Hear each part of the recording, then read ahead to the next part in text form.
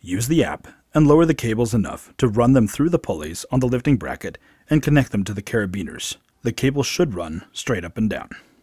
Back your truck in, lower the lifting bracket, and connect the kingpin to your hitch. Disconnect the hitch from the truck and make sure the hitch is locked, just as you would lock it onto a trailer. Use the app and lift the hitch out of the bed. The up and down buttons move the MyLifters at their full speed.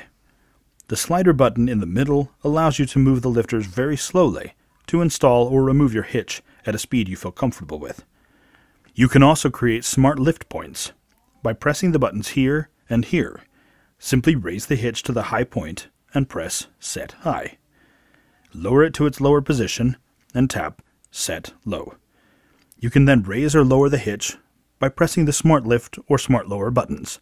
The hitch will move to that position and stop automatically. The load indicator here shows how much effort the MyLifters are using together. If you should forget to disconnect your hitch, or there is some sort of obstruction, the load indicator will go to red, and the MyLifters will stop automatically to protect you and your property.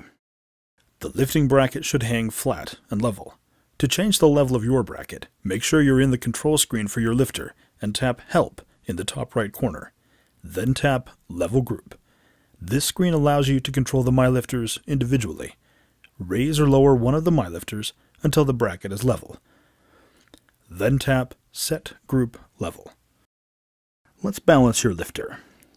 Use the app and start raising the hitch. Look at the two load indicators at the bottom of the screen. These show how much each MyLifter is working. If one is working significantly harder than the other, lower the hitch back into the truck or onto the ground. Disconnect the kingpin from the bracket and reattach it in a different position. Then raise the hitch and watch the two indicators.